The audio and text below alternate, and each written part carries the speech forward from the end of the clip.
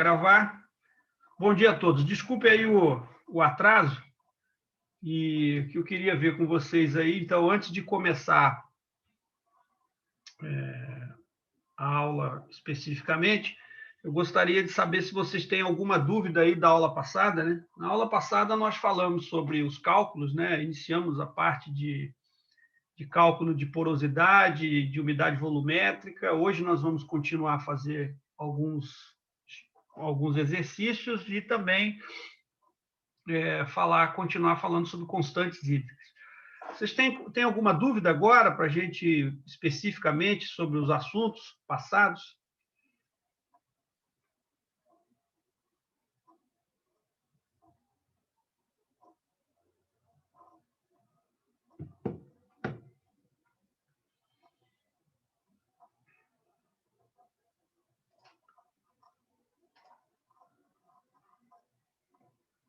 Bom, então, se ninguém tem pergunta, eu vou começar a nossa aula aí de hoje, tá bom? Bom, na aula passada, nós tínhamos parado nesse ponto, né? Eu tinha falado sobre as formas de retenção de água no solo, né? Falei sobre armazenamento, as formas de armazenar, de representar o armazenamento de água no solo. Falei sobre a retenção de água do solo e sobre os mecanismos, né, que a água é retida no solo, a água na forma adsorvida, capilar. Falei também sobre água gravitacional, que é aquela água que ocupa os maiores poros e que é rapidamente perdida pelo fenômeno, pela força gravitacional.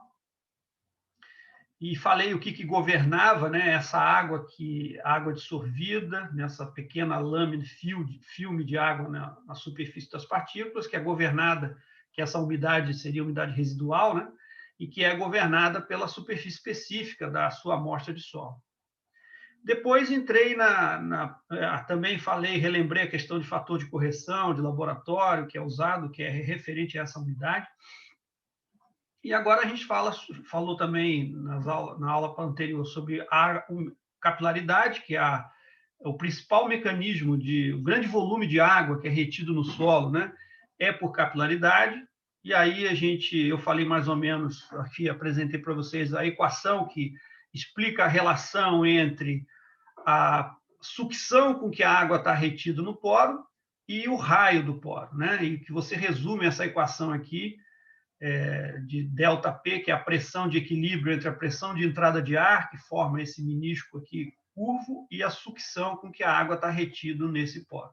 Então, nessa altura aqui, você tem um equilíbrio de pressão de entrada de ar com a sucção com que a água está retida no solo. Essa pressão de equilíbrio é o que nós chamamos aqui de ΔP, né? É a pressão de entrada de ar e a sucção, que são iguais, né? E por isso que essa altura capilar fica nessa altura estabelecida aqui. E mostrei aqui os fatores, né, a tensão superficial e o θ, que é esse ângulo de contato que explica essa relação da água com a adesão da água na superfície das partículas. E que essa sucção de equilíbrio e também a altura desse capilar depende do raio do poro, né? E que se você considera que o ângulo de contato é zero, né? O cosseno de zero é 1, então essa equação aqui de cima se resume a apenas essa aqui de baixo. ΔP, que é a pressão de equilíbrio, é 2 que multiplica a tensão superficial dividido pelo raio de curvatura, que é o raio do poro, né? Então, essa equação, ela explica como que se dá a sucção da água nos poros e explica também que a sucção da água dos poros ela é inversamente proporcional ao raio. Quanto menor é o raio do poro, maior a pressão ou a sucção de equilíbrio que ele suporta. Por isso que poros menores retêm água, enquanto poros grandes não vão sustentar uma pressão muito alta, uma sucção muito alta. Então, poros maiores perdem água, né, mais rapidamente do que poros menores. Então, o tamanho dos poros é fundamental para a gente entender os mecanismos, como é que funciona a retenção de água no solo. Está clara até aqui essa ideia da equação? Como é que ela explica e governa isso?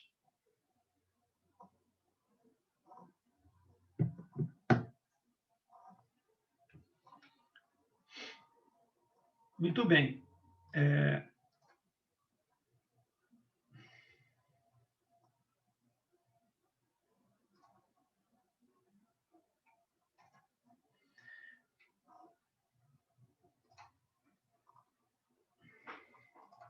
Deixa eu voltar aqui só um minutinho. Bom, então, o que é importante aqui, depois de apresentar o conceito de capilaridade, lembrar que esse conceito de capilaridade está aqui, né? Explica essa retenção de água porque não existe um poro cilíndrico perfeito no solo, né? Você tem vários quinas, espaços porosos que se comportam como capilar. Então a gente adapta essa equação aqui à situação real do solo, né? Bom, primeiro conceito, então o que diz essa equação aqui? Ó? O que diz essa equação, basicamente, é o seguinte: quanto menor for o poro do solo, maior vai ser a sucção com que ele retém aquela água.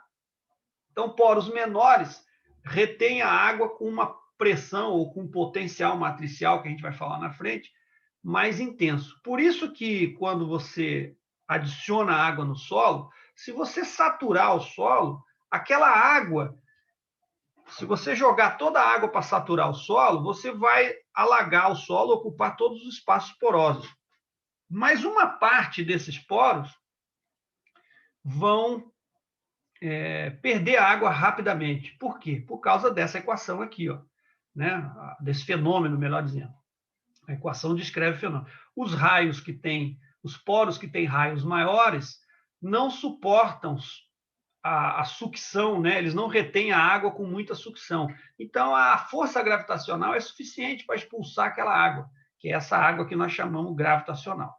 O que isso significa? O seguinte: se eu irrigar um solo, né, para fins agrícolas, por exemplo, não adianta saturar o solo, porque ao saturar o solo, ou seja, todos os poros forem ocupados com água, o que vai acontecer?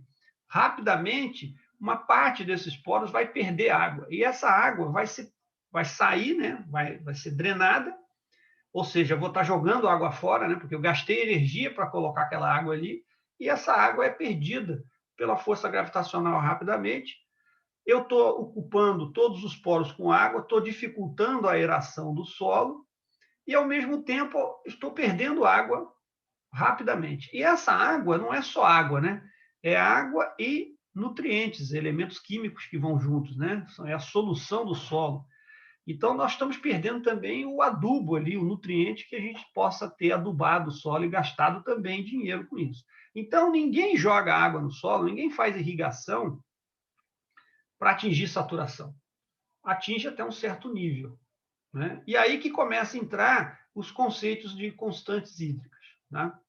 Então, a primeira constante hídrica que nós trabalhamos no solo, e que é muito comum, é o que se chama de capacidade de campo. Então, o que é a capacidade de campo? Conceitualmente, é o limite superior. Na prática, para quem está trabalhando com irrigação, a capacidade de campo é o limite superior que o solo consegue armazenar. Então, a capacidade de campo ela é um valor de umidade. Qual é a umidade que o solo consegue armazenar máxima? Né? Então, por definição, o que é capacidade de campo? É a máxima quantidade de água que um solo pode reter contra a força gravitacional, tendo ele sido saturado. Então, como é que... E tem um segundo conceito, né? Uma segunda maneira também de conceituar a capacidade de campo, que é também considerada a água retida a uma sucção de aproximadamente 0,3 atmosferas. Então, veja, esse exemplo aqui, ó, nessa imagem, mostra o que acontece no solo quando você irriga até saturar. Então, aqui, ó, esse gráfico aqui, o que tem? Você tem aqui o tempo decorrido, né, que vai de 0 até 100 horas. Aqui é o eixo da umidade volumétrica, tá vendo? Aqui está em metro por metro, metro cúbico de água por metro cúbico de solo, podia estar em centímetro cúbico por centímetro cúbico, né? A mesma coisa, só muda aí a relação. Vamos imaginar aqui centímetro cúbico por centímetro cúbico, que é o que nós geralmente usamos na referência. Então, aqui nesse eixo Y do gráfico, você tem os valores de umidade desse solo. Um determinado solo começa aqui no eixo inferior aqui de 0,200 centímetro cúbico por centímetro de água por centímetro cúbico de solo, até chegar aqui aproximadamente 0,45. Né? E aqui o que mostra? Essas bolinhas azuis aqui, ó, são os valores de umidade, né, que vão subindo, né, conforme você tem um aumento de irrigação. Então, essa seta preta aqui, ó, mais grossa no meio, está aqui com a setinha escrito irrigation, é o momento em que o sujeito para de irrigar. Então, o que acontece? O solo está mais seco. Um teor de umidade aqui em torno de 0,22, 0,23 centímetro cúbico por centímetro cúbico de solo. O solo está mais seco. Aí ele começa a irrigar, aí a umidade começa a aumentar, tá vendo? Aumenta bruscamente, ó, e atinge um valor aí aproximadamente de 0,43%, ou 0,430 centímetro cúbico de água por centímetro cúbico de solo, né? Ou 43% de umidade. Então, aqui nesse momento, ó, o sujeito saturou, ele irrigou nesse experimento até o solo saturar. Quando ele para a irrigação, o que acontece com a umidade? Ó? Começa a cair novamente. Estão vendo aqui? Ó? Aqui, cada bolinha dessa aqui é o valor da umidade que está decrescendo, no intervalo aqui. Ó, em 20 horas, mais ou menos, o valor da umidade começou a ficar praticamente igual. Né? Tem lá uma queda, aqui, uma flutuação da leitura. Mas repara, esse valor de umidade aqui, ó, que está mais ou menos constante, em torno de 0,25, 0,250 centímetro cúbico por centímetro cúbico, é o valor que o solo consegue segurar, tá vendo? Ele não varia mais. Ó. Aí depois ele deixa cair mais um pouco, joga a água de novo, ó, e vai mais ou menos até aquele valor de 0,43 anterior, para de irrigar de novo, aí quando dá mais um intervalo aqui, ó, a água, a umidade também cai e fica nesse valor aqui, ó, flutuando sempre nesse valor. O que esse gráfico aqui está mostrando é o seguinte, é exatamente o que eu acabei de falar. Se você irriga até saturar, que nesse exemplo aqui é a saturação, o que vai acontecer? Dependendo do solo, essa água vai diminuir mais rapidamente ou mais lentamente, e até atingir um valor, ó, que é aproximadamente constante. Esse valor aqui é o exemplo do que a gente chama de capacidade de campo. É o limite superior, ou seja, não adianta eu irrigar até aqui, para este solo especificamente, não adianta eu irrigar até aqui, porque ele não vai segurar água além de 0,250. Então, a capacidade de campo desse solo, para esse solo, em função da textura, do tipo de argila, do teor de matéria orgânica, em função dessas características, esse solo aqui, especificamente, o máximo de água que ele consegue reter é 0,250 centímetro cúbico por centímetro cúbico, ou 25%, que é quando ele mantém, tá vendo? Então, o que está acontecendo nesse experimento aqui, ó, com relação à porosidade? É mais ou menos o seguinte, ó, quando eu estou nesse ponto aqui, ó, onde o solo está saturado, todos os poros estão com água. Então, tem poros. Então, imagine aqui você olhando o poro, cada bolinha azul desse aqui é um poro. Você repara que cada poro aqui tem um raio diferente, tá vendo? Você tem esse raio menorzinho aqui, ó, a ascensão capilar dele é maior, tá vendo? Esse raio desse poro que é grande, a ascensão capilar dele é pequena, ou seja, a sucção que ele retém, que ele segura a água, é menor, é menos intensa. Então, aqui nessa figura, o que está sendo visto? A relação entre o raio do poro, né, a altura de sucção, e o que vai acontecendo aqui. Então, só para lembrar, ó, poros que têm raio maior, pela nossa equação aqui, ó, se o raio o raio é sempre inversamente proporcional à sucção que a água está retida. Então, se o poro é muito grande, a sucção é pequena. Se o poro é pequeno, a sucção é grande. Então, raios muito maiores vão reter água com sucções menos intensas. Então, é esse exemplo aqui, ó. A ascensão capilar é menor e a sucção com que esse poro retém água é menos intensa.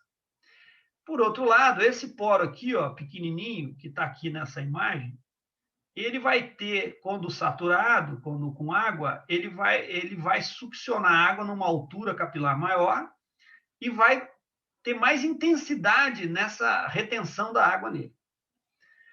Então, nesse exemplo aqui, o que acontece? Quando você satura o solo, que é esse momento em que você desliga a bomba da irrigação, o que vai acontecer? Todos os poros estão com água, nos seus diferentes tamanhos. E aqui é uma visualização de todos os poros com água, está tudo ocupado, pintado de azul. Conforme o tempo vai passando, o que vai acontecendo aqui? Ó? Primeiro, ó, no segundo tempo, esse poro aqui, ó, que estava com água, perde água. Esse aqui também perde água, que é esse poro maior e esse outro maior que está aqui. Ó. Num terceiro momento, o que está acontecendo? Poros ainda um pouco menores também estão perdendo água. E você repara que vai diminuindo os poros com água. No final, somente os poros pequenininhos, ó, com raio menor, é que vão estar segurando, efetivamente mantendo a água.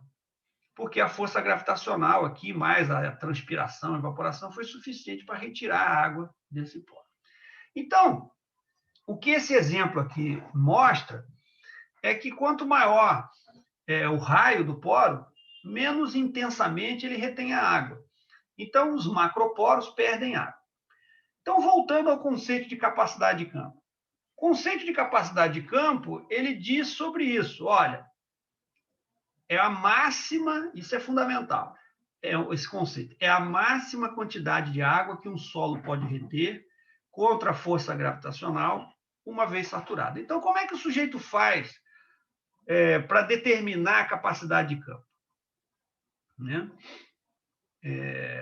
O que a gente faz? Até tem uma aula prática no curso de física, que não sei se vocês já tiveram essa aula ou ainda vão ter. Como é que eu determino a capacidade de campo? Eu preciso fazer um experimento no campo em que eu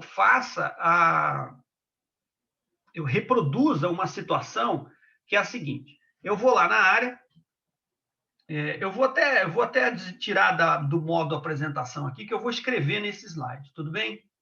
Vocês só me falem aí se vocês estão me ouvindo.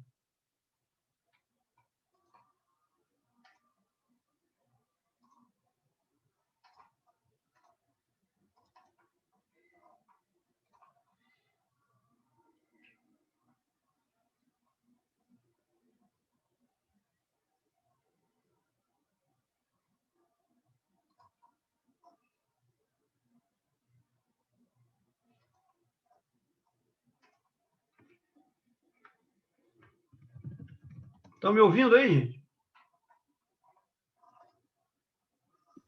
Sim, professor. Tá bom. Vocês estão vendo aí eu editando no...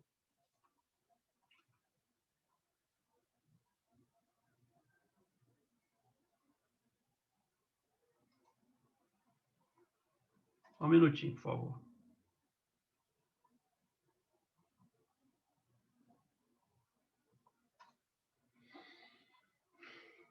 Então, como é que é o teste de capacidade de campo?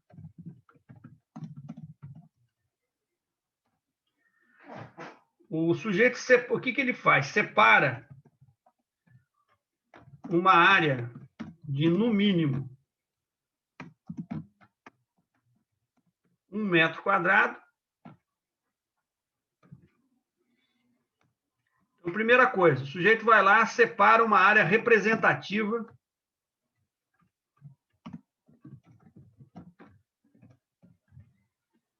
do solo, né? De, no mínimo, 1 metro quadrado. Então, é você separar aquilo ali, faz um quadrado mesmo, né? De 1 metro quadrado mínimo, que é para fazer o teste de campo. Tá? Esse é o teste da capacidade de campo. A gente vai voltar a falar sobre isso aí. Bom, qual é o passo 2 aí? O passo 2 retirar a vegetação desse 1 metro quadrado. Então, o que o sujeito faz? Ele limpa, tira toda a vegetação da superfície desse 1 metro quadrado e faz um dique. Ou seja, ele cerca esse 1 metro quadrado, ou seja, ele separou 1 metro quadrado, representativo da área, tirou a vegetação, se tiver grama, planta, ele retira tudo, fica só o solo exposto mesmo, sem vegetação, e ele faz um dique em volta, não é? E por que isso? Esse dique vai servir para fazer a saturação dessa área. Então, esse dique é uma parede, geralmente de uns 20 centímetros de altura, em que o sujeito vai usar para fazer como se fosse uma piscininha ali, né? E aí, o passo 3, ele vai saturar o solo até uma profundidade de interesse. Então, o que eu quero saber nesse meu experimento aqui? Eu quero saber qual é a capacidade máxima de retenção de água do solo até uma determinada profundidade de interesse. Então, por exemplo, a maioria das culturas agrícolas explora o solo até 60 centímetros, né? Umas mais na superfície, outras mais a fundo. Mas eu poderia chegar lá numa propriedade e falar assim, eu quero saber qual é a capacidade de campo nas primeiras camadas desse solo até 60 centímetros. Então, o que eu vou fazer para descobrir a capacidade de campo de cada camada dessa daí? Eu vou lá separar 1 metro quadrado, como eu falei, retira a vegetação, faz o dique, satura, jogo água até garantir que todos os poros estejam saturados até 60 centímetros de profundidade. Então, eu posso estimar lá um volume em metros cúbicos de água que eu vou precisar. Então, eu vou precisar levar essa água lá para o campo e saturar o solo. Então, uma vez feito a saturação, qual é o próximo passo?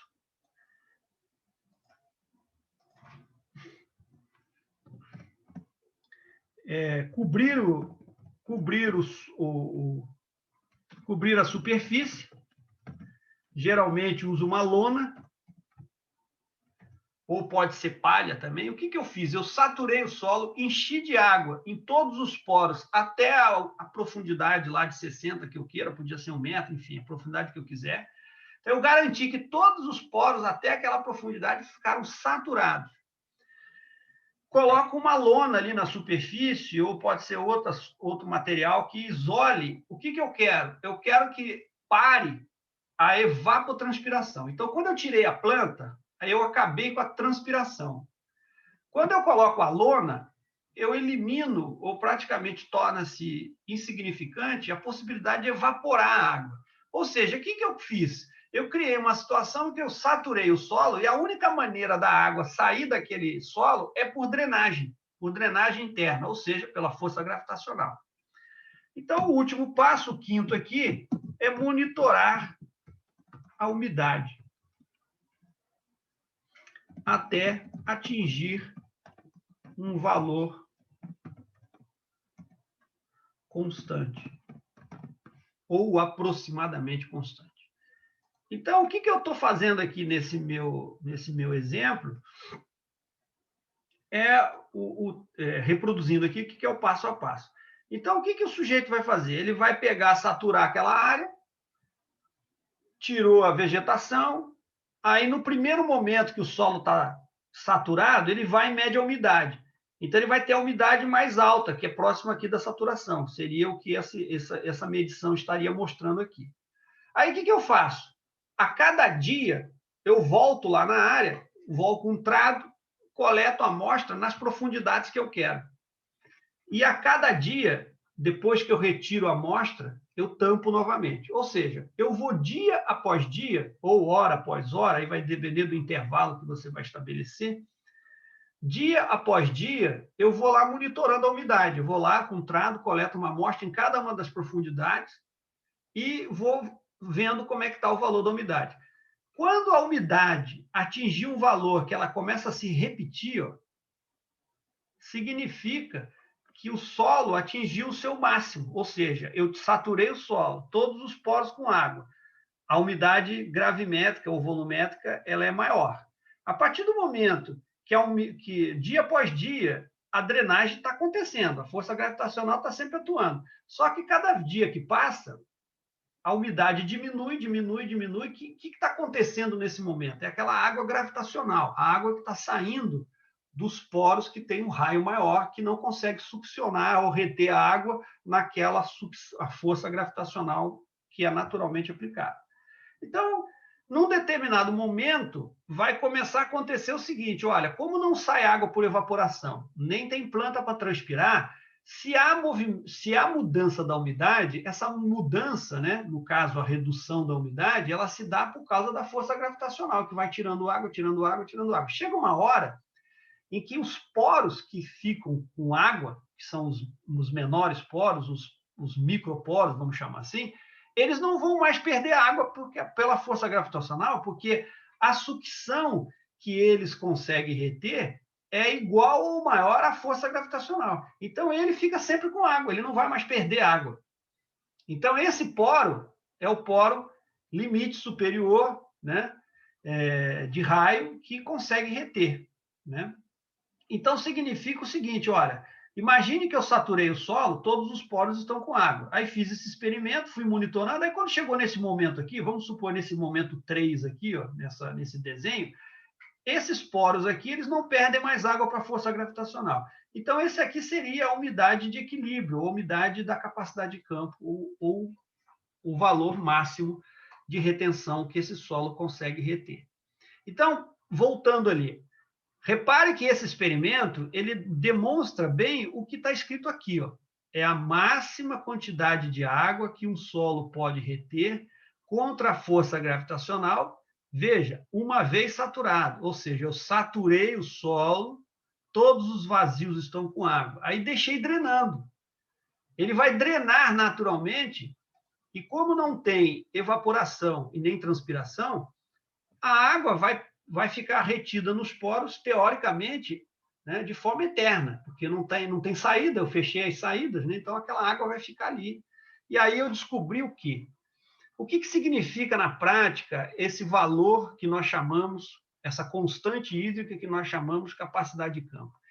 Isso representa uma umidade, na verdade. É o máximo de umidade que você deve atingir quando você irriga. Então, toda vez que alguém irriga o solo, ele vai irrigar até atingir um valor de umidade máximo. Então, o que é a capacidade de campo? É um valor de umidade. E que umidade é essa? É a máxima umidade que aquele solo consegue reter contra a força gravitacional. Então, ele se torna o teto, o limite que você vai adicionar água, que não é a porosidade total, porque a porosidade total seriam todos os poros. Você vai jogar água até um valor um pouco menor, um pouco abaixo, que é o que nós chamamos de capacidade de campo. Porque se eu jogar acima desse valor da capacidade de campo, esses poros não vão reter água. Então, por isso que as pessoas fazem uma analogia da capacidade de campo como uma caixa d'água, né? A capacidade de campo é onde chega aquela boia lá, né? É o máximo. Se você jogar mais água, a água vai sair pelo ladrão, porque a caixa d'água tem o seu limite, a sua capacidade. Então, a capacidade de campo ela é feita uma analogia como sendo o limite máximo de armazenamento do solo. Tá claro isso aqui, gente?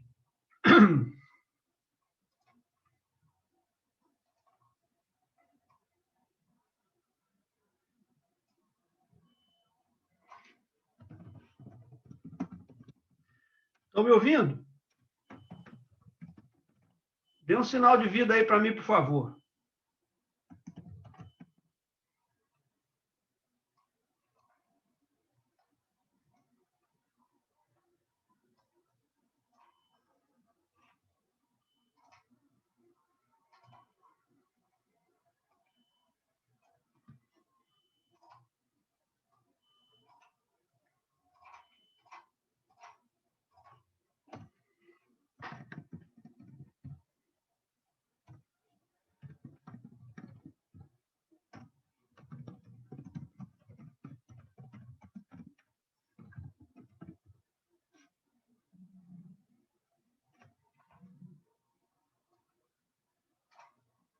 Estão me ouvindo aí, gente? Sim, professor. Beleza. Vocês têm que falar de vez em quando aí, porque senão eu acho que caiu aqui o negócio, eu não estou sabendo. Então, quais fatores interferem nesse valor da capacidade de campo? Então, a capacidade de campo, ela é um valor de umidade. Né? Então, na prática, ele é um valor de umidade e que eu vou querer encontrar, né? Estou procurando para saber, para definir o limite superior de armazenamento de água no solo. E que fatores, né? Quais características do solo que interferem nesse valor da capacidade de campo? Cada solo vai ter um valor de máxima capacidade de retenção que depende das suas características intrínsecas. Então, por exemplo, textura. Textura é importante, né? Então, assim, maior a argila, maior capacidade de campo. A estrutura influencia, porque a estrutura define a porosidade, mais especificamente a capilaridade, né? Então, como nós falamos aí nas aulas anteriores, a estrutura do solo, ela que define os poros, né? E a distribuição de poros. Então, dependendo do tipo de agregado, do tipo de estrutura, você vai ter uma distribuição de poros diferenciada com maior ou menor presença de microporos. Então, a estrutura do solo interfere também na capacidade de campo, né? No máximo de poros desse solo. Teor de matéria orgânica é a mesma lógica do teor de argila, né? Quanto mais matéria orgânica, só um minutinho, quanto maior for o teor de matéria orgânica, maior também será a capacidade de campo. E o tipo de argila? Argila de alta atividade, maior capacidade de campo. Então, esses são os fatores que interferem nesse valor final que você vai encontrar de capacidade de campo para cada solo, né? Para cada horizonte, para cada camada. Então, se você pegar um determinado tipo de solo, ele vai ter vários horizontes, né? Várias camadas. Cada horizonte, cada camada do solo, como a gente viu lá na gênese, na formação do solo, a gente sabe que cada solo, né? Cada horizonte, cada camada, vai ter uma textura, vai ter um teor de argila, e terá, portanto, capacidades diferentes, né, de retenção de água máxima, né? Então, solos que têm mais argila, que são mais estruturados, né, que têm mais microporos, que têm mais matéria orgânica, que têm argila de atividade alta, vai ter uma capacidade máxima de armazenamento maior.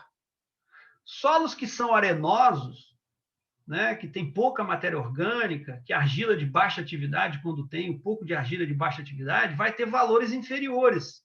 Né? Por exemplo, esse solo aqui desse exemplo, reparem que 0,250 centímetro cúbico por centímetro cúbico é o que ele chama de capacidade de campo.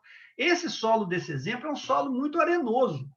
E aí o que acontece? A areia retém pouca água, tem poros que são, sobretudo, macroporos, tem lá um pouco de matéria orgânica, que seja, um pouquinho de argila, e é o suficiente para reter, né? Só isso aqui, ó. Ou seja, você pode até saturar o solo, mas ele só vai reter, no máximo, numa umidade de 25%, de 0,250 centímetro cúbico por centímetro cúbico. Se fosse um solo muito mais argiloso, com bastante microporos, argila atividade alta, matéria orgânica alta, esse valor de estabilidade poderia estar aqui em cima, onde está essa seta aqui tracejada mais escura, por exemplo, 0,38, por exemplo, e poderia estabilizar aqui, ó, não em vez de estabilizar aqui embaixo. Por quê? Porque esse solo teria mais argila, agir atividade alta, mais carbono e tudo mais. Alguém tem dúvida sobre isso, sobre esse conceito? Gostaria de ouvir aí vocês, por favor.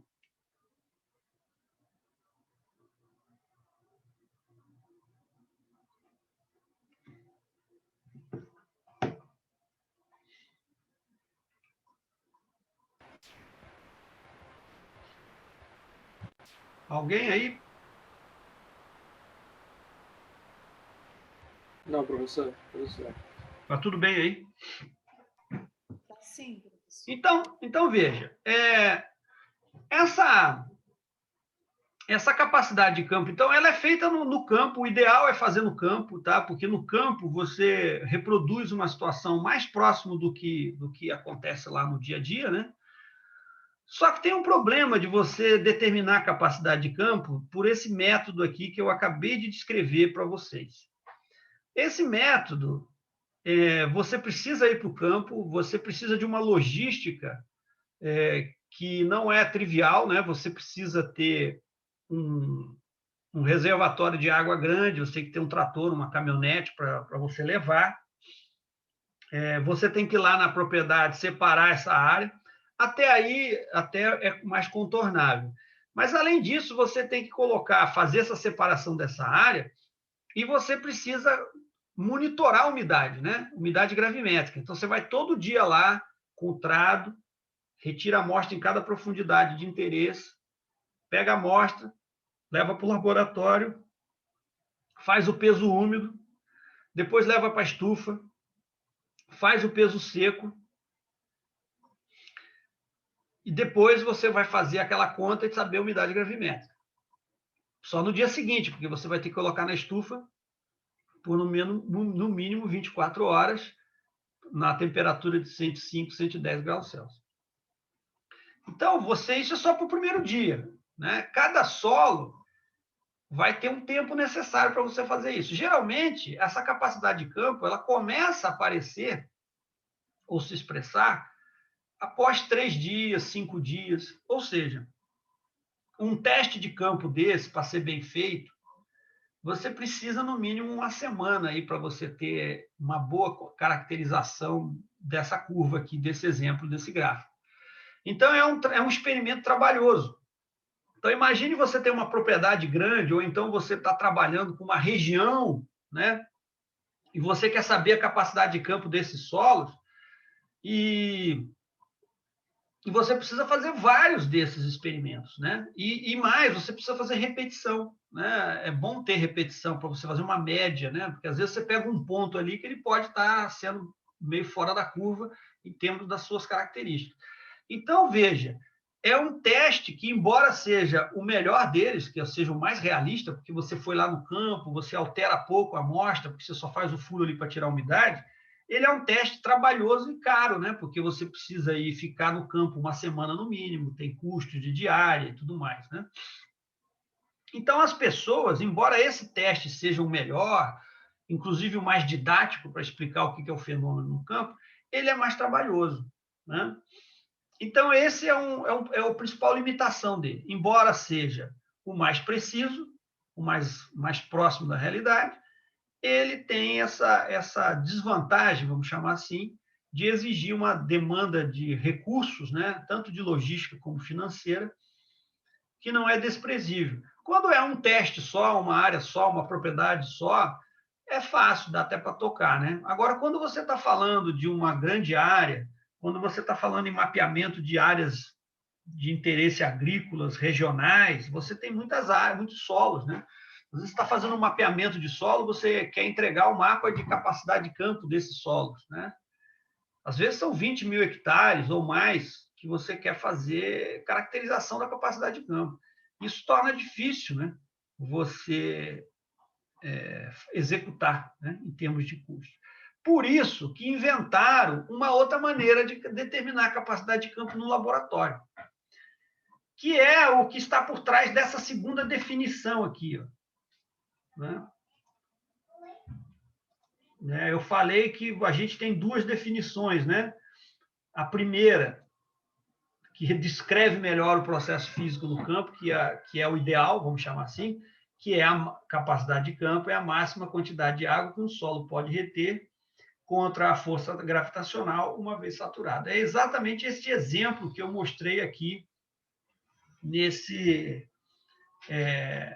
texto aqui de baixo.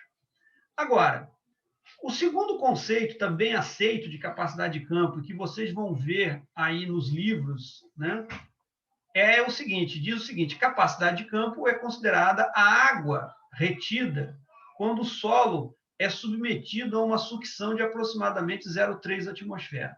Então, o que o sujeito faz? Ele vai lá no campo, coleta uma amostra, né, de preferência indeformada, coleta uma amostra de cada camada ou de horizonte de interesse. Então, o sujeito ele quer saber qual é a capacidade de campo dos horizontes de um determinado perfil de solo. Ele vai lá em cada horizonte, coleta uma amostra indeformada, ou 3, né, de preferência, leva para o laboratório, satura aquela amostra, ou seja, ocupa todos os poros com água, exatamente o que se faz no campo. E aí, depois, ele coloca essa amostra dentro de um equipamento, que eu vou mostrar a foto aqui na frente, que é o extrator de Richard, e ele aplica uma pressão ali. Ou seja, quando ele aplica uma pressão, ele coloca essa amostra dentro de um aparelho, que a gente chama de panela, de extrator de Richard, que é igual uma panela de pressão. Esse equipamento, então, você coloca a amostra ali dentro, fecha, ele é todo vedado, e você aplica uma pressão de 0,3 atmosferas. E aí, o que vai acontecer? Aquela água que está nos poros grandes não vai conseguir reter a água quando você aplica uma pressão de 0,3. Aí, essa água é perdida. Os poros menores vão reter a água, vão continuar com água. Aí, o que o sujeito faz, então? Ele sabe, ele levou a amostra lá, saturada, aplica a pressão de 0,3. Quando para de pingar, significa que todos os poros que estão com água estão retendo, no mínimo, com aquela mesma pressão de equilíbrio de 0,3. Aí ele pega essa amostra e faz a umidade. Qual é a umidade dessa amostra quando eu aplico uma pressão de 0,3 atmosfera? Qual é esse valor de umidade? É tantos por cento ou tantos centímetro cúbico por centímetro cúbico de solo. Então, isso daí passa a ser chamado de capacidade de campo. Então, veja, qual foi a jogada aí? O sujeito coleta a amostra no campo, nas profundidades que ele interessa. Eu falei de cada horizonte do perfil, mas podia ser de 0 a 20, 20 a 40, 40 a 60, que é a profundidade de interesse que a pessoa estabeleceu. E aí ele vai dizer, olha, os primeiros 20 centímetros, ou horizonte A, o que seja, desse horizonte, desse perfil, a capacidade máxima de retenção é tanto. Né? Então, isso passa a ser o que nós chamamos de capacidade de campo. Qual é a vantagem desse negócio? A vantagem desse sistema, né, que aqui tem até uma imagem dele, aqui, por exemplo, é uma panela dessa, né? Aqui é uma imagem apenas. Aqui dentro você coloca essa placa porosa saturada e a amostra aqui em cima. Essa aqui até é uma amostra deformada, né? E aí, o que acontece? Essa amostra saturada, eu aplico a pressão aqui, eu regulo a pressão na válvula, né? Eu tenho uma válvula que eu regulo a pressão que eu quero, e aí eu fecho aqui, aplico a pressão, e essa amostra ela vai perder a água, né, naquela determinada sucção que eu estou aplicando, no caso aqui 0,3. Essa água passa pela placa porosa, até demonstra aqui, né, a amostra, como é que a água passa aqui pelo espaço poroso da placa e pinga aqui, ó, nesse beckerzinho aqui, tem até um caninho aqui. Então, quando para de pingar, significa que a água que está na amostra está retida com a mesma pressão que eu apliquei aqui dentro. Aí eu tiro cada amostra dessa aqui, faço o peso úmido, peso seco, umidade, e aí isso é a umidade da capacidade de campo. Beleza? Então, é assim que é feito a capacidade de campo no laboratório. Qual é a vantagem desse método? Numa panela dessa, eu posso colocar várias amostras. Então, eu vou no campo, coleto várias amostras indeformadas, né, de preferência, para preservar a porosidade, levo para esse aparelho e eu posso fazer várias em cada placa dessa aqui. Né? Eu posso botar até 20 amostras numa placa dessa, mais ou menos. Né? E eu posso botar vários andares aqui. Então, eu posso fazer vários solos numa rodada só. Né? Essa é a vantagem desse método. Beleza? Tá claro aí, gente?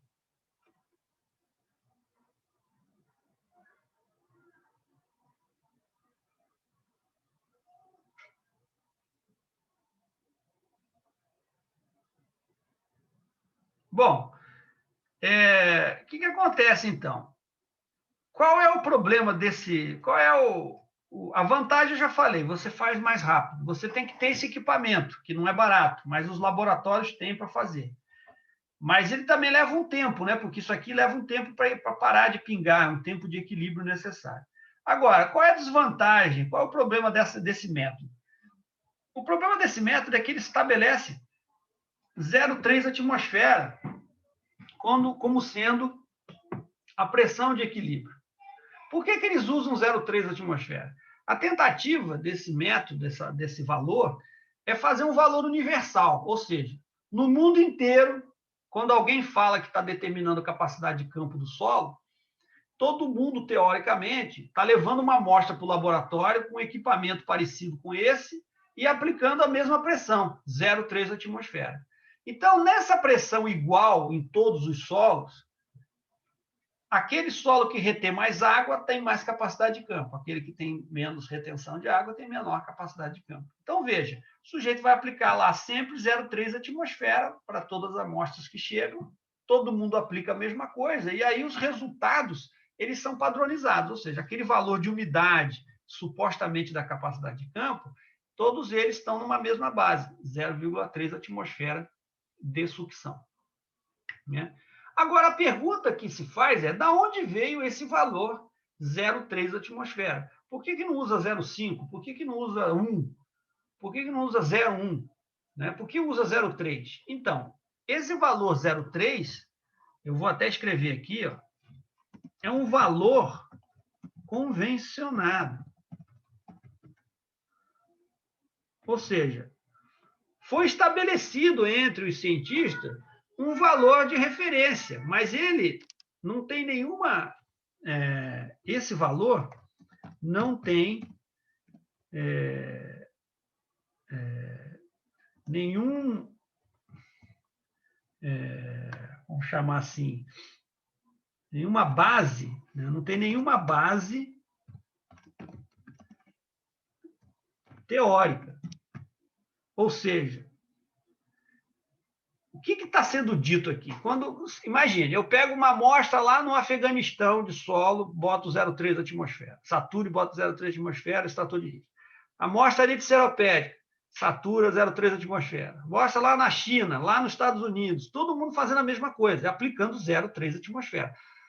E todo mundo vai ter um valor e vai dizer assim, ó, o solo na capacidade de campo é 0,3, tanto de umidade, tanto de umidade, tanto de umidade. O que está sendo dito aí é que todos os solos, em qualquer lugar, quando estiver na capacidade de campo, estará retendo água a 0,3 atmosfera de sucção. O que acontece? Esse valor não acontece para todos os solos. Só um minutinho aqui, por favor. Tem alguém pedindo informação aqui no chat, é isso?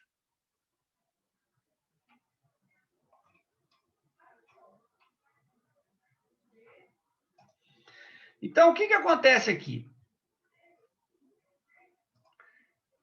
O que está sendo dito aqui quando alguém faz esse uso dessa informação é o seguinte: todos os solos, quando estão na capacidade de campo, estão retendo a 0,3 atmosfera. Seria mais ou menos o seguinte, olha, ali em seropédica, se eu fizesse um teste como esse, né, que eu acabei de descrever aqui no campo, quando atingisse o valor constante, eu ia lá e medisse o potencial matricial do solo. Qual é a sucção com que a água está retida? E está 0,3. Eu fiz o mesmo teste lá nos Estados Unidos. Quando chegou nesse mesmo lugar, nesse mesmo valor de umidade e equilíbrio, eu fui lá e medi o potencial matricial ou a sucção e está 0,3. Então, o que está sendo dito nessa definição é que todos os solos, quando estão na capacidade de campo no mundo real, lá no campo, estão retendo água a 0,3 atmosfera. Esse 0,3 atmosfera não se repete em vários solos.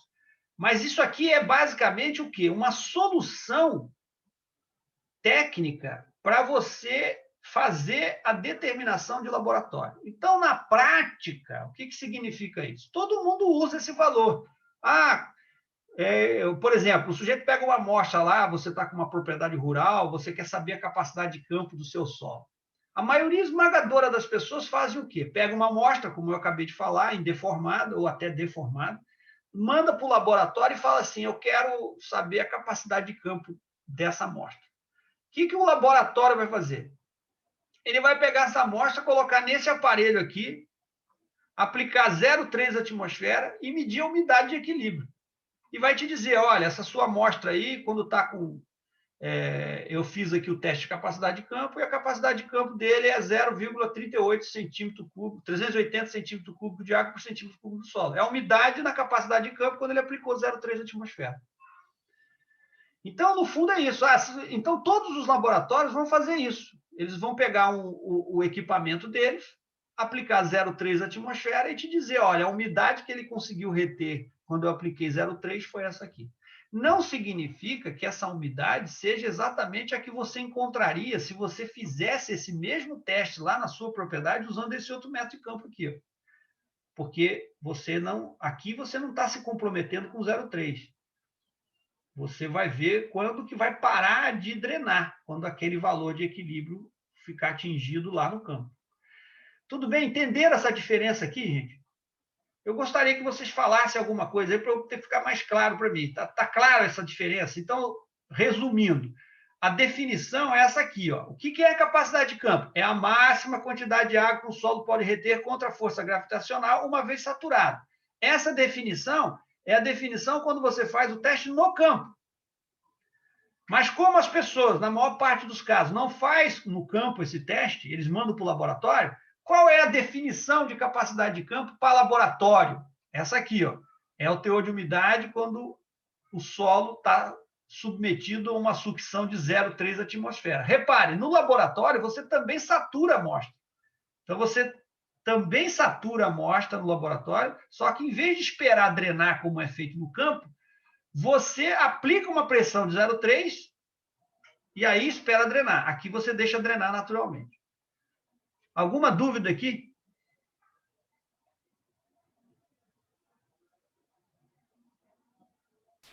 Não, professor, não há dúvida.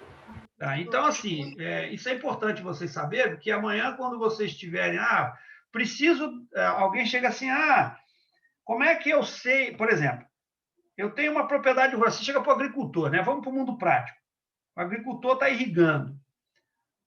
Você pode usar um critério, dizer o seguinte, olha, amigo, você, quando for jogar água, for irrigar, você vai irrigar até um certo valor. Aí ele vai perguntar, mas que valor é esse? Porque a maioria das pessoas joga água, usa timer, joga água, satura, muitas vezes satura o solo, e não aplica esse tipo de conceito no dia a dia. Né? Então, são poucos os que fazem isso, na verdade. Sobretudo o agricultor familiar, que tem pouco acesso à tecnologia, né? De modo geral. Então, o que acontece? Você vai chegar lá para o agricultor e falar assim, olha, amigo, vamos economizar água, vamos jogar água num valor aqui que é até a capacidade de campo. Ele falou, mas que capacidade de campo é essa? Então, vocês têm que saber o que é. Como é que você explica isso para ele?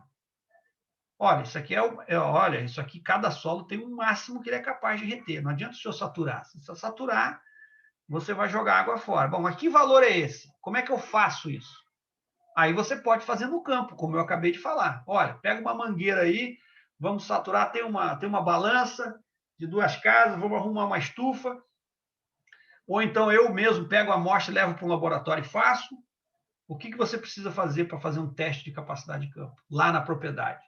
Inclusive é mais didático, porque o próprio proprietário vai poder assistir você fazer, ele vai poder fazer parte do processo e entender o que é. Né? A outra maneira é você pegar, não, olha, vamos pegar as amostras aqui nas profundidades em diferentes tipos de solo que você tem na sua propriedade. Cada propriedade tem vários solos, cada solo vai ter uma capacidade de campo. Hoje em dia, a gente fala em agricultura de precisão, nós estamos falando o quê?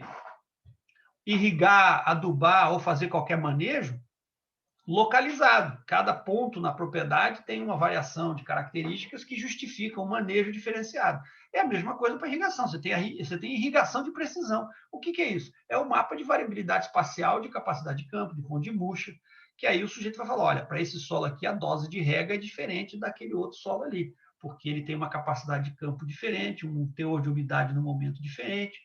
Então, você precisa fazer esse planejamento, né? Essa estruturação. E esses testes de capacidade de campo são aqueles mais basicões ali, elementares, para você fazer na propriedade. Então, para que presta, né, saber essa informação? Qual é a utilidade dessa informação no mundo real? Olha, eu vou estabelecer um limite superior de armazenamento. É um valor de umidade. Como é que eu meço? Como é que eu determino isso? Você pode determinar no campo e pode determinar no laboratório. Né? Aí você vai ver o que é mais adequado em função do contexto que você está. Né? Mas o fato é que o que eu quero chegar no final?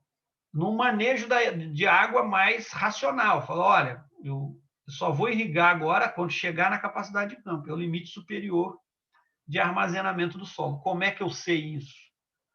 Fazendo um desses dois testes que eu falei. Qual é o conceito que está por trás?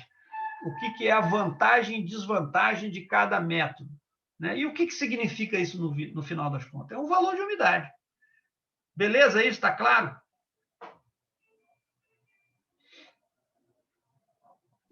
Tá sim, professor. Muito bem.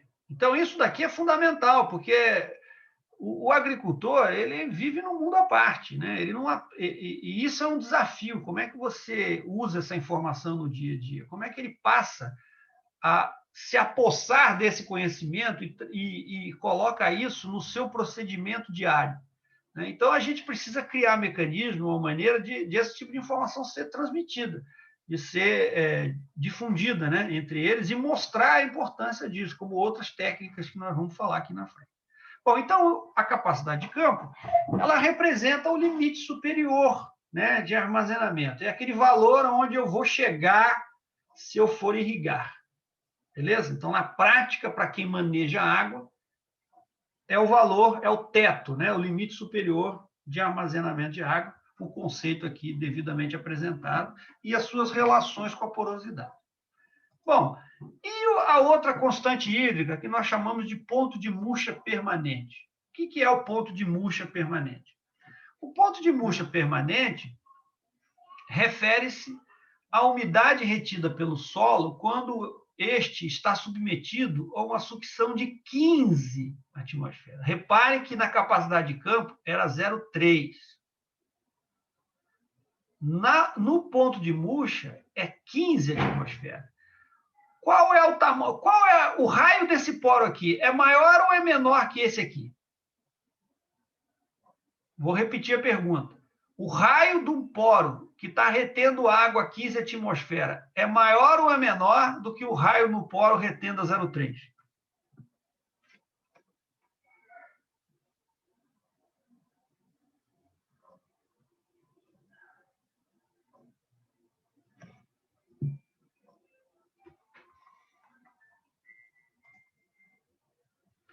A Maria Clara falou que é menor.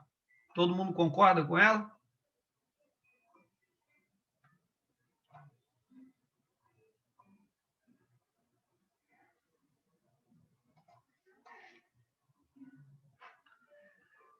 Então, a porosidade, né, a Maria está certa. Quanto menor o poro, maior vai ser a sucção que ele vai reter. Então, quando você está com 15 atmosferas de sucção, ou de pressão interna aqui de equilíbrio, você só vai ter água nos poros pequenos. Equivale, nesse meu exemplo, a essa situação aqui. Ó. Somente esses poros menores aqui, ó, que vão estar retendo água.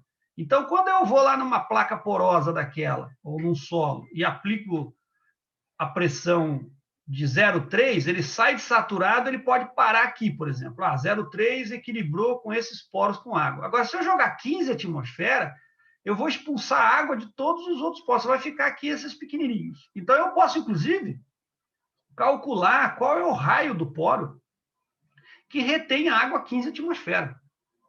Eu vou até mostrar isso numa aula para vocês aqui. Bom, significa, então, esse 15 atmosfera, então o que o sujeito faz? É a mesma coisa que é feita no laboratório com a capacidade de campo, é o mesmo equipamento, essa panela aqui, o sujeito satura a amostra e coloca aqui dentro e aplica uma pressão maior, de 15 atmosferas. É isso que é feito. Aí, quando para de pingar, ou seja, como a pressão é muito maior, vai expulsar muito mais água. Então, vai ficar com uma umidade muito menor. Então, a umidade do ponto de murcha permanente é sempre muito menor do que da capacidade de campo, né? E essa água vai estar retida com 15 atmosferas. Mas aqui vem uma pergunta importante. Então, assim, eu já falei o conceito, então o que é? É uma umidade retida quando o solo é submetido, né? Uma vez que você satura a amostra e aplica uma pressão de 15 atmosferas. Então, quando a água estiver retida numa sucção equivalente a 15 atmosferas, a gente diz que aquele solo está com a água no ponto, aquele solo está no ponto de murcha permanente.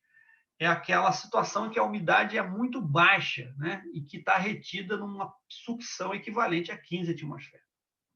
Muito bem. Agora a pergunta é, da onde veio 15 atmosferas? Porque no primeiro caso aqui, do 0,3 da capacidade de campo, eu falei que foi um valor convencionado e que não tinha uma sustentação teórica física, dizendo que todos os solos que estão na capacidade de campo no mundo, no universo, estão retendo água 0,3.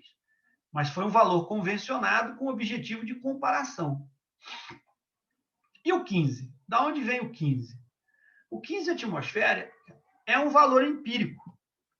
Ou seja, esse 15 atmosfera, ele foi determinado em experimentação de casa de vegetação. O que o sujeito fazia? As pessoas pegavam, e não é para qualquer planta, isso aqui para plantas consideradas mesófilas, que são as plantas de interesse agrícola, que têm uma demanda intermediária de água. Então, por exemplo, esse conceito de capacidade de campo, como sendo 15 atmosfera, ele serve para soja, algodão, girassol, culturas de interesse agrícola de modo geral. Esse conceito de 15 atmosfera não serve para cacto, né? Nessa sucção aqui, nessa umidade tão baixa, o cacto continua vivo, mas as plantas de interesse agrícola não. Então, como é que foi feito como é que se chegou nesse valor aqui? O pessoal pegava a planta, fazia esse experimento geralmente com planta de girassol, né? Eles colocavam dentro de um pote com um vaso, né? Colocava na capacidade de campo, né? E deixava a planta lá. Só que eles não irrigavam mais, ou seja, a planta ia secando, né? O solo ia secando, a planta estava lá, evapotranspirando a água, transpirando, usando a água para suas atividades fisiológicas, e ela ia ficando murcha, porque o solo ia ficando cada vez mais seco. E aí eles deixavam a planta ficar bem murcha, quase com aspecto de morta. Aí ia lá, media o potencial matricial, né? Media a umidade e a sucção com que aquela água estava retida. E jogava a água de novo. Aí a planta voltava. Aí deixava secando de novo, fazia esse mesmo experimento. Aí quando ela estava bem murcha lá, eles mediam a umidade e o potencial, a sucção da água, e jogava a água de novo. Ia fazendo isso. Chegava uma hora que eles deixavam secar, né, de um certo ponto, que a planta ficava murcha, e aí quando eles mediam tudo, jogavam água, a planta não voltava, ou seja, a planta morreu. Por isso que chama ponto de murcha permanente, né? Isso significa morte. A planta morreu por estresse hídrico.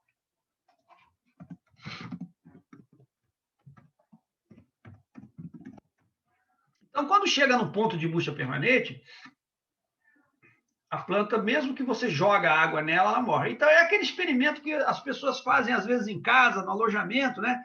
Tem lá uma plantinha, um vasinho, aí o sujeito viaja, vai para as férias, ou então passa o final de semana e volta, a planta está morta. O que aconteceu? Foi secando, ninguém botou água, ela chegou no ponto de murcha permanente. Morreu. Então, a planta está morta. E o que as pessoas faziam? Geralmente, quando eles iam olhar os dados de umidade e sucção, quando chegava nesses valores, nesse momento de ponto de murcha permanente, eles percebiam o seguinte, olha, a faixa de sucção quando a planta morre está entre 14 e 16 atmosferas, né? E aí eles usaram o valor médio central, 15. Então, o valor 15, ele não é um valor assim perdido ou convencionado puramente. Ele tem uma referência, que é esse experimento com plantas de interesse agrícola, né? Algumas que são usadas como referência. Então, esse valor 15 atmosfera, ele surgiu desse conjunto de experimentação em que o sujeito tinha vários valores de potencial matricial quando a planta morria, né? Quando atingia o ponto de murcha permanente. E essa faixa, em média, era 15. Esse valor era, em média, 15, né? De uma faixa entre 14 e 16, enfim, um pouco mais, um pouco menos. Então, a média de sucção quando as plantas morriam por estresse hídrico era valor de 15 atmosferas. Por isso, então, que a gente usa 15 atmosferas. É por isso também que a gente coloca aqui no aparelho 15 atmosferas. Então, o sujeito a gente usa esse valor para determinar essa que nós chamamos de ponto de murcha permanente. Alguma dúvida aqui, gente, com relação a... Então, é pegar a amostra, mesmo procedimento que se faz para a capacidade de campo no laboratório, se faz para o ponto de murcha. Aquela mesma amostra que você determina a umidade na capacidade de campo, aplicando 0,3, você também vai determinar a umidade, só que aplicando uma pressão de 15. Então, o ponto de murcha permanente também é um valor de umidade. É um valor de umidade quando a água está retida numa sucção de 15 atmosferas. Está claro isso aí, gente?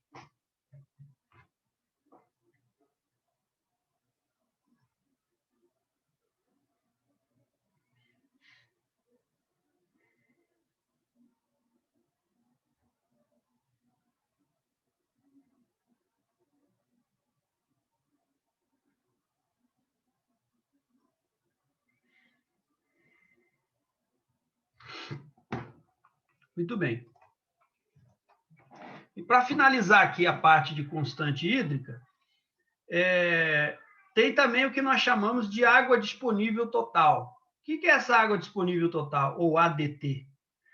Refere-se à umidade no intervalo entre a capacidade de campo e o ponto de murcha permanente. Então, eu posso classificar as amostras por capacidade de água disponível. Como é que eu faço? Eu pego a umidade volumétrica na capacidade de campo, subtraio da umidade volumétrica no ponto de murcha permanente e eu sei qual é a faixa de umidade que é considerada disponível. Ou seja, a água que está retida entre 0,3 até 15, teoricamente, a planta consegue extrair. Mais intenso ou igual a 15, a planta não extrai mais aquela água. Então, a planta estaria já morta, né? Não teria como extrair essa água. Então, as constantes hídricas que nós temos aí na literatura, na área de física, são capacidade de campo, ponto de murcha permanente e água disponível total, que é a umidade no intervalo entre a capacidade de campo e o ponto de murcha permanente. Tá claro aqui, gente?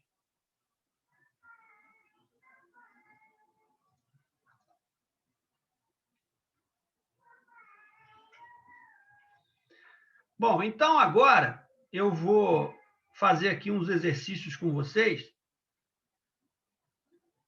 de conta mesmo, né? Para a gente continuar fazendo aquele exercício de uso da informação, né?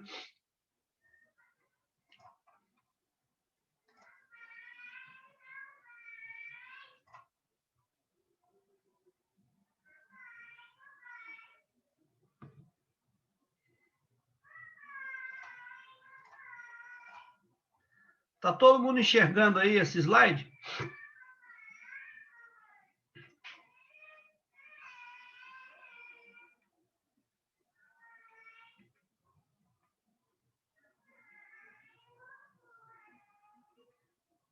Estão enxergando esse slide?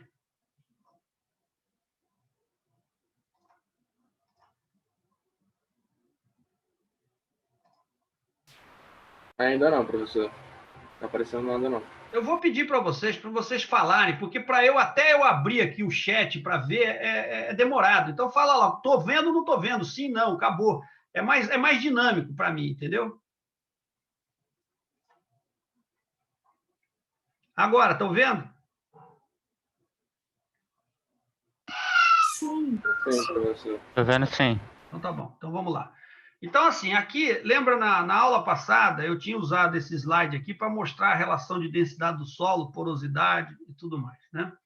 Então, agora, eu estou pegando aqui uma situação de aplicação desses conceitos para um perfil de solo. Então, aqui eu faço um exemplo de um perfil que tem horizonte A, AB e BA, beleza? Então, o horizonte A de 0 a 18 centímetros, o AB de 18 a 43 e o BA de 43 a 75.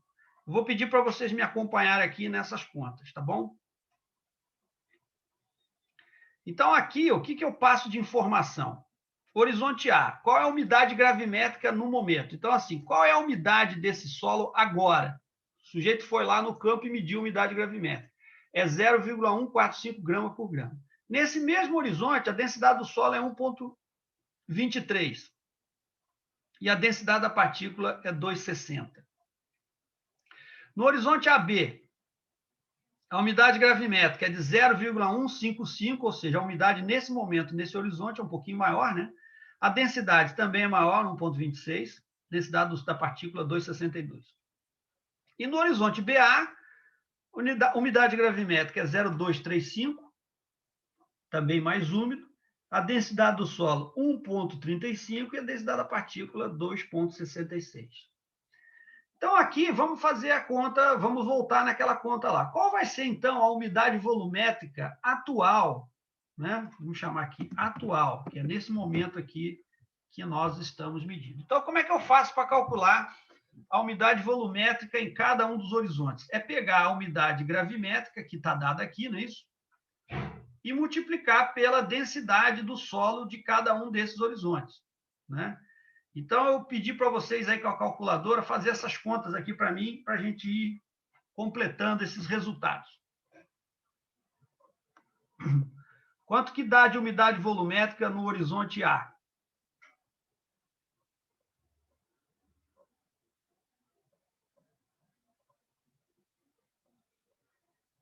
O que eu tenho que fazer? Multiplicar 0,145, que é a umidade gravimétrica, vezes 1,23, que é a densidade do solo. Alguém aí está fazendo a conta? 0,1783,5. 0,178, né? São 3 casas decimais, né? 0,1783,5, né? Então, é 0,178 centímetro cúbico de água para cada centímetro cúbico de solo.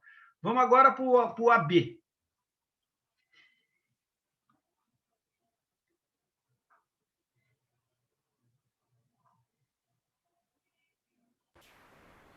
Zero um nove cinco. 0,195. Né? E para o BA,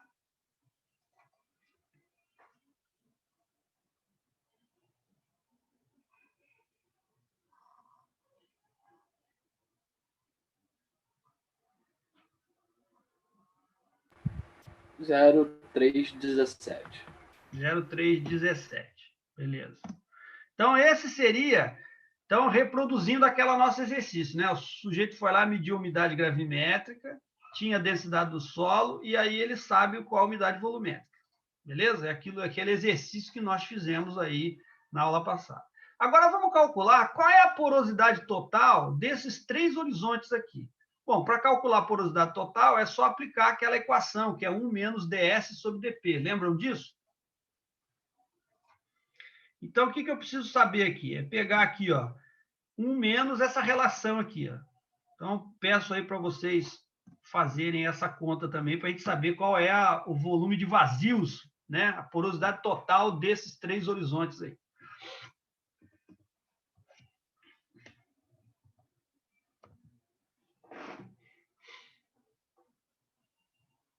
O primeiro dá 0,527. 0,527 centímetro cúbico de poros para cada centímetro cúbico de solo, o que equivale aqui, né, se a gente colocar em termos de percentagem, a 52,7%. Beleza? O segundo, o BA, quer dizer, o AB. 0,519. 0,519 centímetro cúbico por centímetro cúbico. que vai dar aqui 51,9%, né? De poros. Está diminuindo aqui, né, um pouco a porosidade. E o BA, que tem uma densidade maior, né?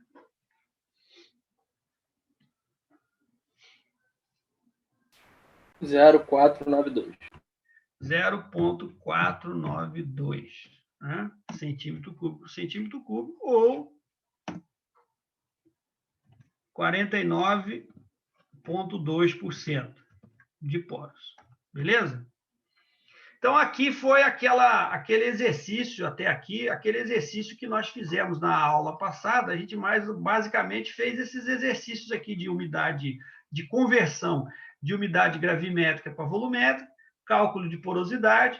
Aqui, com esses dados, você pode saber quantos por cento. Lembra daquele exercício de taxa de saturação? É só eu pegar essa umidade aqui volumétrica, dividir pelas respectivas porosidades totais, e eu vou saber quantos por cento, neste momento, dos poros estão ocupados com água. Beleza? Está claro aqui? Bom, agora vamos fazer essa mesma umidade atual, só que nós vamos representá-la na forma de lâmina d'água.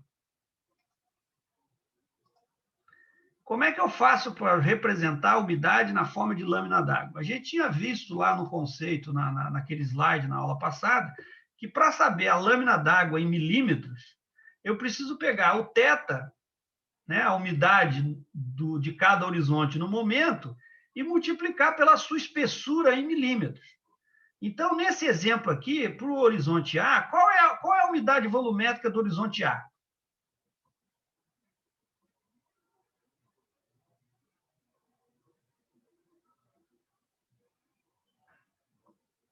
Zero 1,78.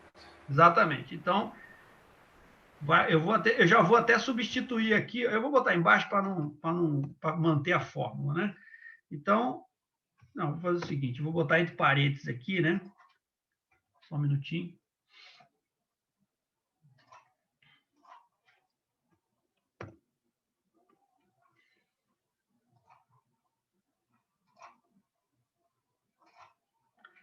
Que é o valor aqui de 0,178, não é isso? Que é a umidade volumétrica aqui que nós pegamos, né, do horizonte A que nós medimos ali. Qual é a espessura desse horizonte?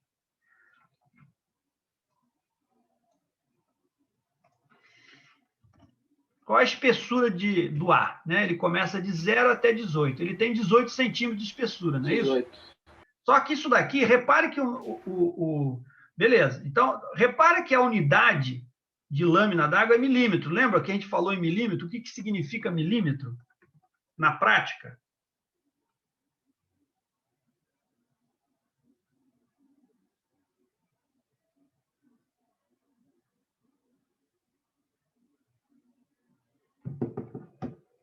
Vocês se lembram disso?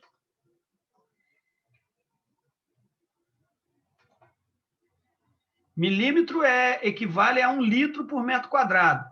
E qual a espessura aqui? 18 centímetros. Eu preciso colocar essa espessura em milímetros e não em centímetros, porque no final vai sair tudo em milímetros. Então, essa espessura do ar aqui é 18 centímetros. Expresso na forma de milímetros é 180 milímetros.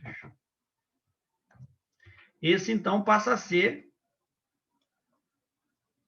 a espessura do horizonte A. Então, quanto que vai dar essa conta aí? Se eu multiplicar 0,178 vezes 180 milímetros, quanto é que dá isso aí?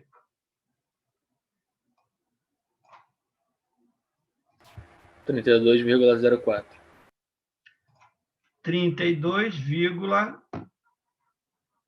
bota 32,0, porque eu só vou ter uma casa decimal. Então, quanto que eu tenho de água armazenada no primeiro horizonte? 32 milímetros, ou 32 litros para cada metro quadrado até a profundidade de 20. Como é que vai ser aqui o cálculo da lâmina d'água no horizonte AB? Vai ser qual a umidade volumétrica do horizonte AB?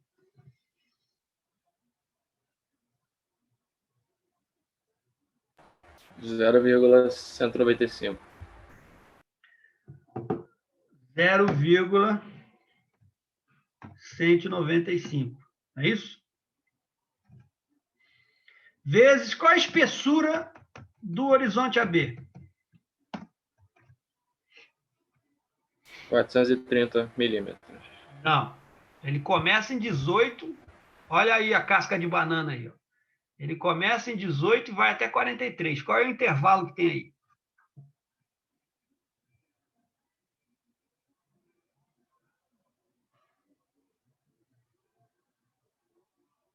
250 milímetros. 250 milímetros, ou 25 centímetros, 250 milímetros, não é isso? Então, agora nós temos como calcular qual é a lâmina d'água nessa camada de AB, né? Nessa espessura de AB. Quanto é que dá?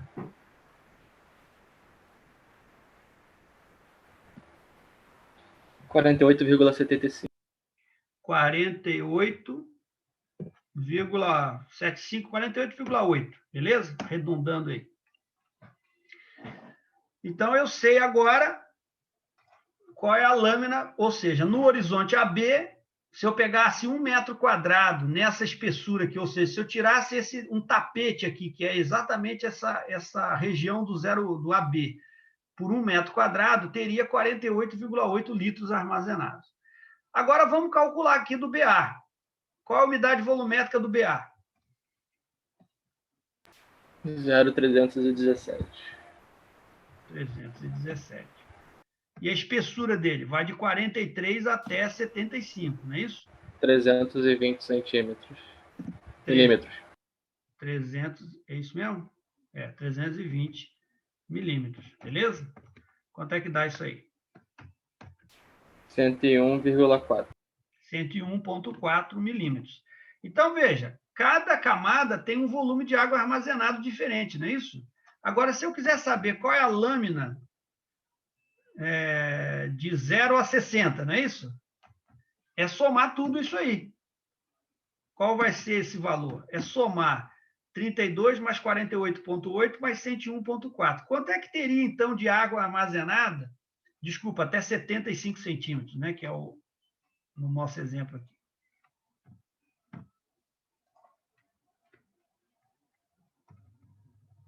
Quanto é que dá? 182,2.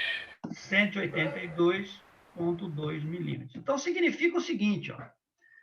Repare, eu estou dizendo que se eu pegar um volume de solo, imagine que eu pegasse esse perfil até 75 centímetros de profundidade, eu pegasse um monolito, né, de 1 metro quadrado, 1 metro quadrado até 75 centímetros de profundidade. Então, é 1 metro quadrado. Se eu transformar essa profundidade aqui de 75 centímetros em metro, vai dar 0,75 metros, não é isso? 0,75 metros, né? Quase 1 metro, 0,75 metros. Considerando o volume base vezes altura, a base é 1 metro quadrado, que é a área desse meu monolito. Por uma profundidade até 75, seria uma profundidade de 0,75 metros cúbicos, não é isso? Está todo mundo enxergando isso aí?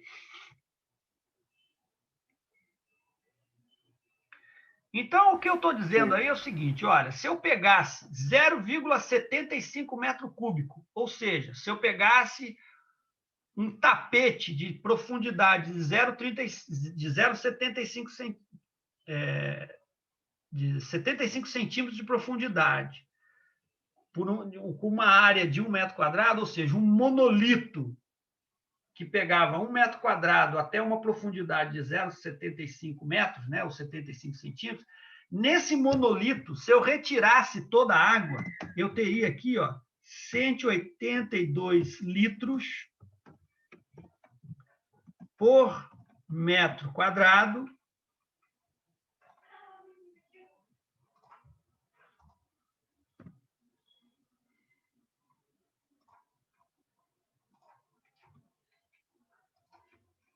até 75 centímetros de profundidade.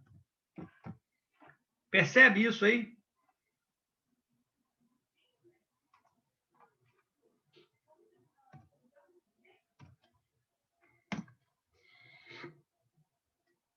Esse é o meu armazenamento atual, neste momento.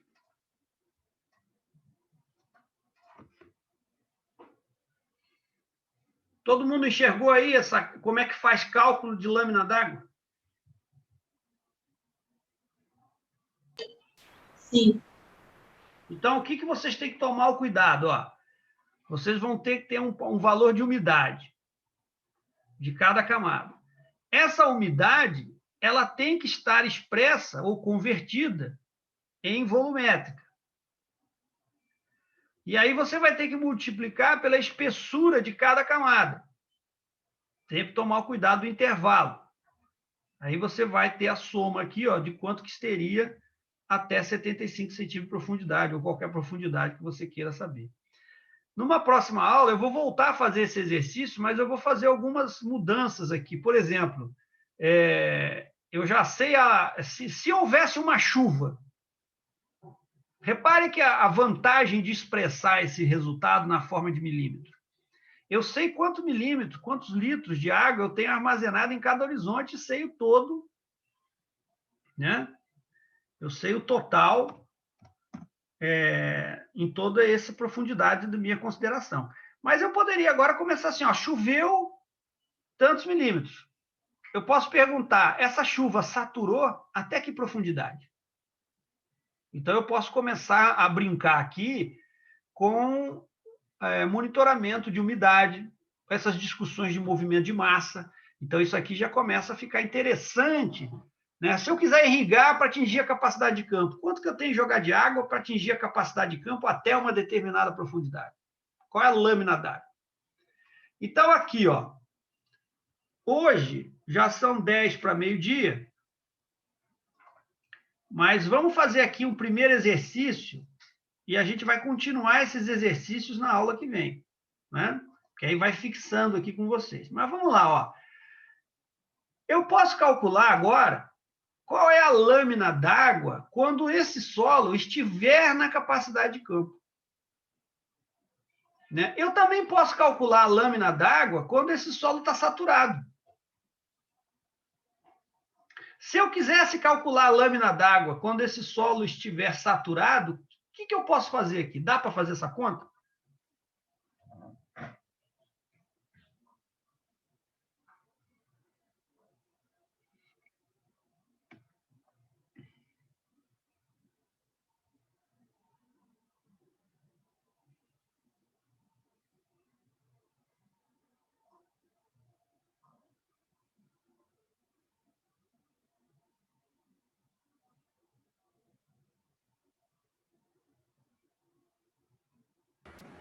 Acho que sim, né, professor? Então, Pelos...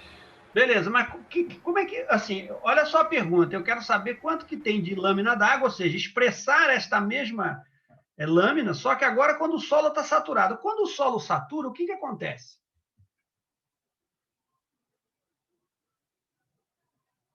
Todos os vazios estão com água, não é isso?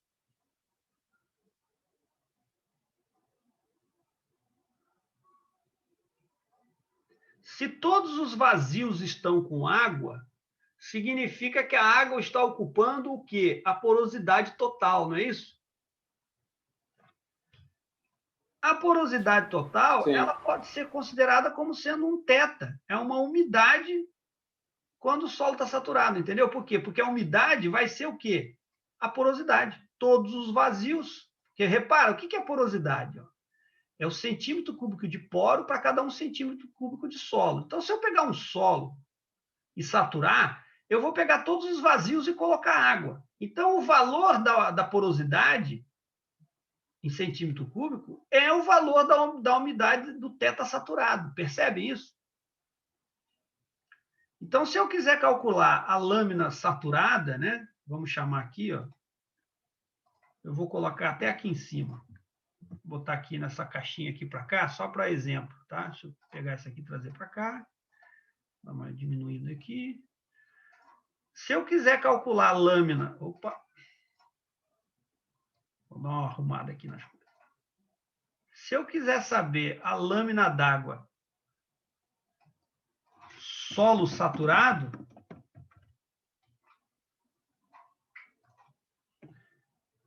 que eu preciso fazer? É pegar esse valor aqui da porosidade total, ó, e colocar aqui, ó. É a mesma espessura. Percebem aqui, ó?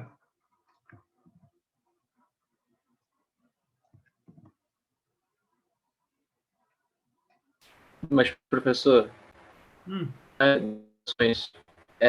também é a mesma variável? O que me confundiu é que em lâmina d'água atual e lâmina d'água CC, não precisa a espessura.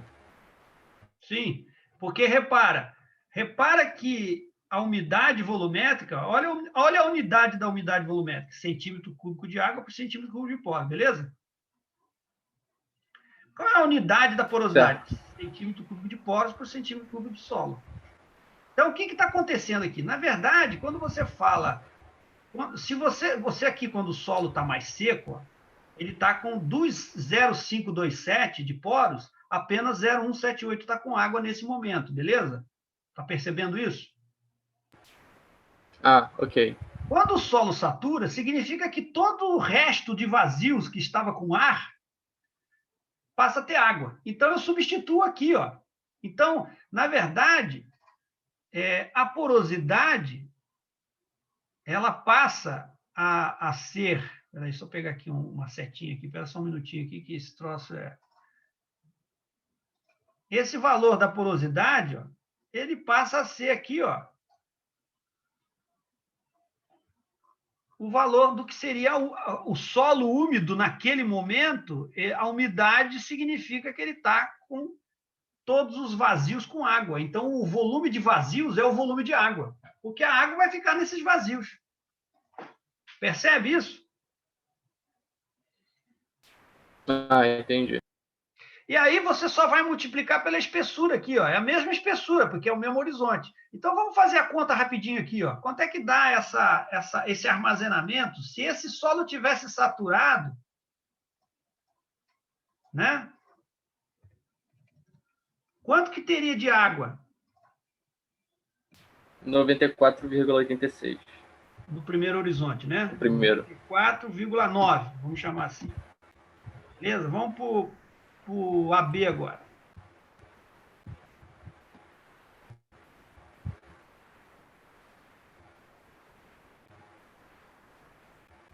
Cento e 129,8.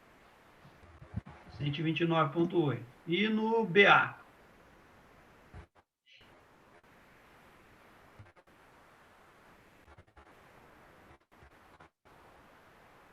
R$ 150,4.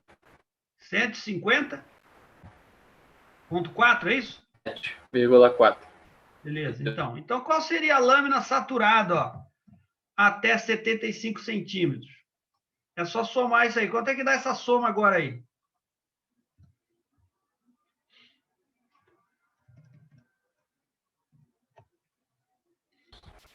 Professor, é 157,4. Ah, desculpa. Falhou na hora que você falou. Para mim, falhou aqui. Eu acabei... Beleza. É isso aí, né?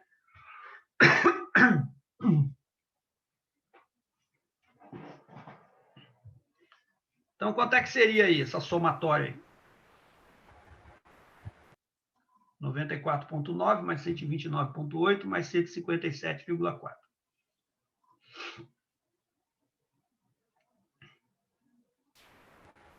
382,1.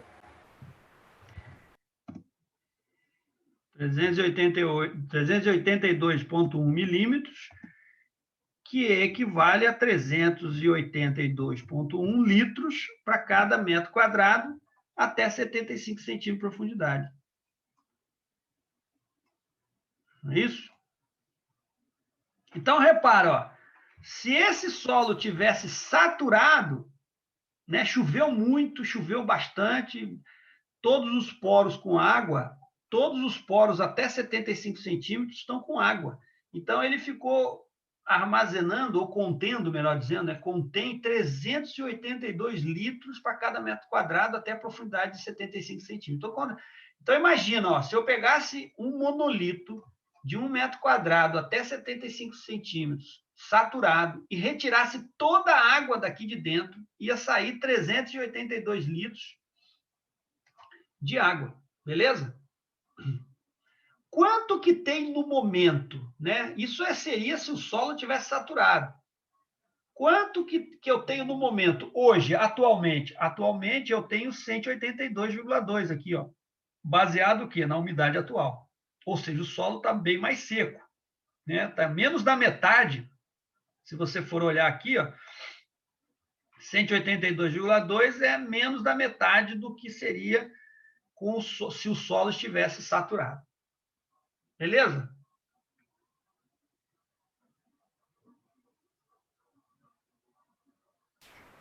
Beleza. Agora, esse mesmo raciocínio a gente vai fazer. Eu vou estabelecer com vocês na aula que vem qual seria a capacidade de campo desse solo. Vou estabelecer com vocês qual é o limite, a lâmina d'água quando se esse solo estivesse no ponto de murcha.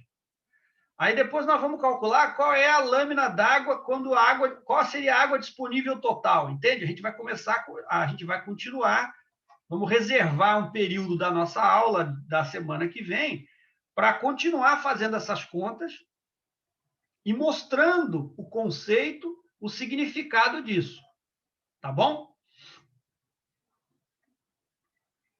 E deixar isso claro para vocês. Daqui para frente no curso, se vocês olharem a lista de exercícios que eu estou devendo a vocês, estou pegando e vou colocar essa semana sem falta, que eu não achei o arquivo digital que eu tinha, mas eu já conversei com o professor Gervásio, eu vou pegar com ele. Mas o fato é o seguinte, o que nós precisamos fazer agora? Começar a exercitar esses conceitos, fazendo os exercícios. A lista de exercícios ela vai mexer com isso o tempo todo, e vocês vão ver que tem uma lógica aí que se repete. Se vocês fizerem 5, 6, 10 exercícios dessa lista no máximo, vocês já vão pegar a lógica do curso de física. Né? E não precisa fazer a lista inteira. Se você fizer uma boa parte dos exercícios, vocês vão ver que aquela lógica é sempre a mesma. Então, ó, eu vou te dar umidade de um jeito, você vai ter que converter para tal, para calcular a lâmina, aí você vai ter que saber quanto que choveu, quanto que chove para atingir, ou quanto você tem que irrigar. Então, a gente vai começar a brincar com o uso dessas informações no manejo da água, numa propriedade rural, a importância disso para o movimento d'água, para o movimento de massa, para a cabeça d'água e assim sucessivamente. Beleza? Beleza, professor. Então é isso, pessoal. Eu vou... Cadê? Como é que eu faço aqui para fazer o stop aqui?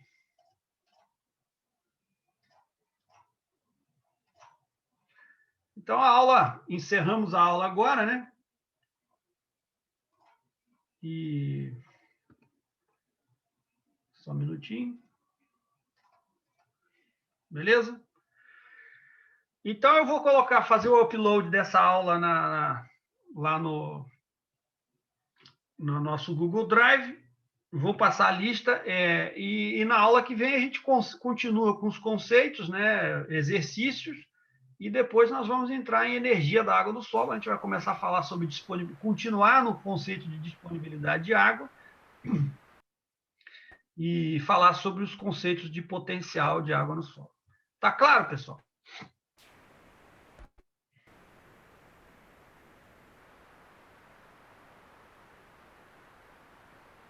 Então, pessoal, boa semana a todos. Tudo de bom. Um abraço.